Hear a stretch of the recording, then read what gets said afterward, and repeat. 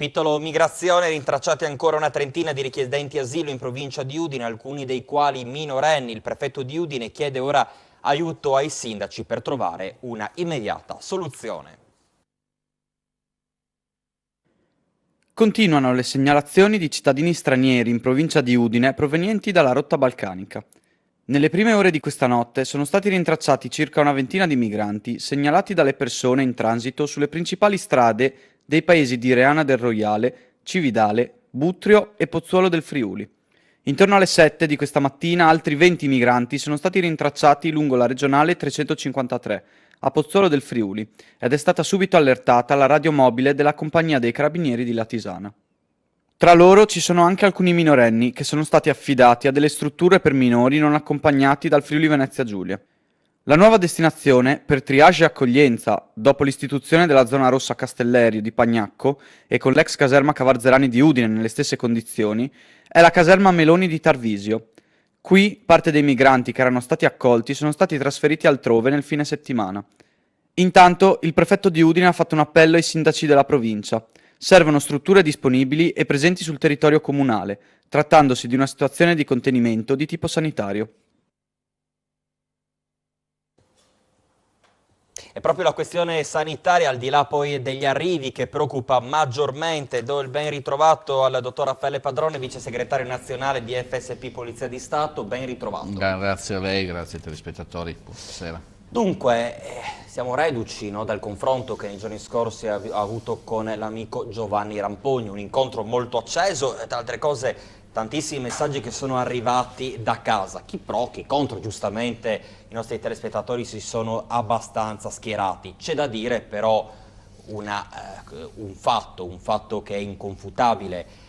Dalla ripresa ovviamente della rotta balcanica i flussi sono raddoppiati rispetto magari allo stesso periodo dell'anno scorso. Allora io le faccio una domanda dal punto di vista della sicurezza di questo passo: se non interveniamo o qualcuno interviene, ovviamente chi ha le competenze, dove andiamo a finire?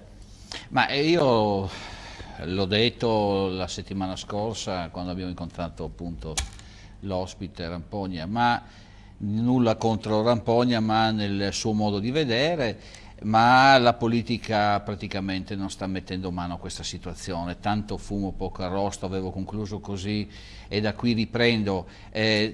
Lo vede da sé, c'erano stati promessi 100 uomini, 100 militari, non sono arrivati. Davanti alla Cavarzerani adesso da venerdì sono arrivati 20, c'è un presidio di 20 militari, ma i famosi 100 militari per dare un aiuto che per me non è un aiuto, e ve l'ho spiegato, ve lo rispiego perché non è un aiuto, al controllo dei confini, non sono arrivati. Quindi continuiamo a raccontarci fesserie, continuiamo a buttare fumo sulla propaganda sulla sicurezza. Questa è la realtà, perché se 2 settimane fa il ministro ci aveva detto e assicurato che 100 militari arrivavano in Friuli Venezia Giulia, beh, non sono arrivati. C'è qualcuno che adesso chiede le dimissioni del ministro Lamorgese.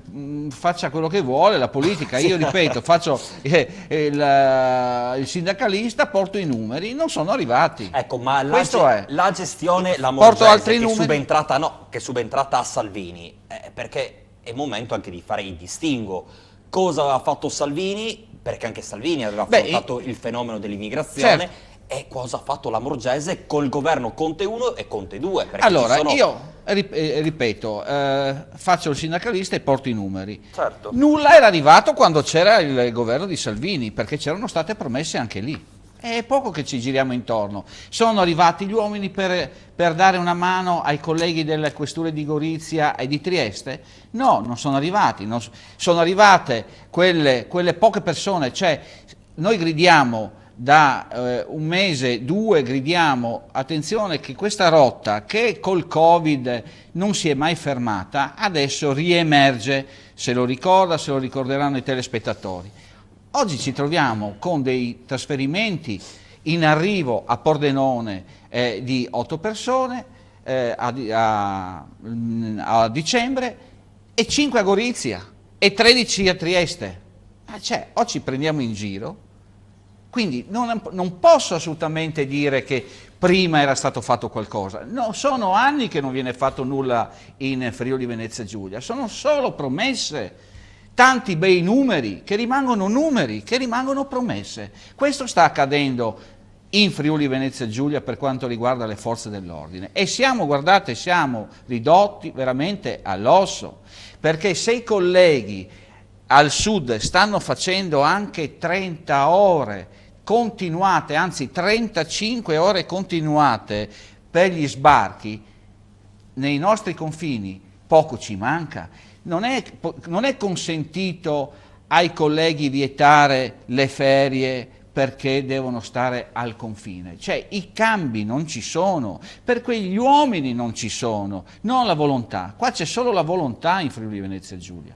Questa è la grande lacuna. Allora, queste promesse, la differenza, ritorno a ripetere, è da anni che manca, è da anni, perché quante volte è venuto qua il Ministro, quante volte sono venuti fior di dirigenti a vedere la situazione ai confini per la rotta balcanica. Torno a ripetere, e non mi stuferò di ripetere, che gli accordi internazionali, Croazia, Slovenia, Grecia, ora Tunisia, mancano, perché non vengono rispettati, e questo non è possibile che da lì si parte, certo, si parte e nessuno li vede partire e nessuno li vede transitare. Ecco, dottore, lei pensi che c'è un memorandum del 2017 firmato da Gentiloni che non è mai stato rinnovato per quanto riguarda la questione poi Tunisia e Libia? Certo. E allora cosa aspettiamo a... No, cosa aspettano, direttore? Non voglio girare la domanda, ma cosa aspettano? Perché quando qualcuno mi viene a dire, perché, ripeto, la voce di Rampogna può essere voce anche di qualcuno, e sicuramente di qualcuno. Si dice, voi dovete fare cosa? L'ha detto lei prima, c'è gente che non si vergogna, che ha la faccia come il lato B, guadagna 12, lei ha detto 12,5, guardi che sono molto di più, perché tante volte... È in base alla carica che hanno. In base alla carica. Minimo 12.000 euro al mese. Benissimo. Facciamo finta, perché abbiamo fatto politica un po' sulle carte con tutti, che qualcosa devono lasciarlo al partito? Bene, 10.000 euro. Non ti bastano in un mese? Non gli bastano, spesato, cioè veramente spesato una vergogna. Allora io ho visto questa cosa anche su Facebook oggi, perché ero lì e mi sono guardato anche... Questo signore, uno di questi 5 senatori, ha detto va bene, e io ce l'ho questa screenshot di quello che ha scritto, va bene, sono qui, sono io, e quindi, con una frase che ci volete, c'è veramente la faccia come il lato B. E stasera io non dico culo, ma vabbè, insomma, lo come dico se dopo, l'avesse detto, dai. è come l'avesse detto. Ma vi rendete conto? Quando ci sono famiglie italiane che veramente non riescono a mangiare e queste persone si comportano, cosa ci vogliamo aspettare da chi deve votare in Parlamento o in Senato? Da cosa ci vogliamo aspettare sulla sicurezza? Ecco, il Presidente della Regione Veneto, Luca Zaia, siccome in questa piccola inchiesta, anche se non è giudiziaria, ma giustamente so c'è la caccia al parlamentare, no? Che ha chiesto questi 600 euro, questo bonus Covid. Ecco, io le faccio la domanda, perché Zaia ha detto, se scopro che sono degli appartenenti alla Lega, e pare ce ne siano 2 del Veneto, subito li reputo essere incandidabili. Giusto che venga fatto. Un grande. Deve valere in queste cose un grande, la morale. Perché è un grande, perché sporca il nome di un partito, qualsiasi sia il partito, lo sporca. Allora, ci sono 2 della Lega, veramente. Uno dei 5 Stelle e uno di Italia Viva, l'altro non lo so. Ma fuori, almeno questo si devono vergognare, perché questi sono stati eletti rappresentanti del popolo italiano. Ma questo non è il popolo italiano, è come quando dicevo che quei 5 personaggi che hanno vestito la divisa da carabiniere, quelli non sono i carabinieri, quelli sono disgraziati. Questo è il problema. Allora, quelli non sono governatori, non sono persone che ci possono rappresentare, perché sappiamo benissimo che c'è gente italiana che muore di fame. Questo è. e nessuno gli dà il bonus, nessuno gli dà la casa, nessuno gli dà le sovvenzioni, nessuno gli dà il telefono.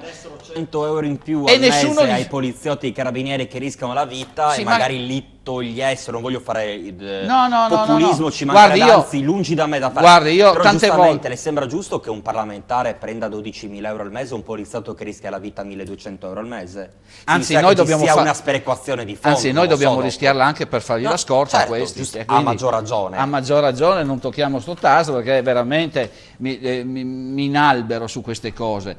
Ma quello che voglio dire e ripetere, a questi 5-6 signori, 5 signori che hanno fatto guardate che c'è gente che non mangia, italiani che non mangiano e ripeto, si pagano il biglietto, ma questi sicuramente delle persone povere che dicono non vanno in cerca di biglietti o di ferie, ma questi signori, i bonus Bene. sono altri.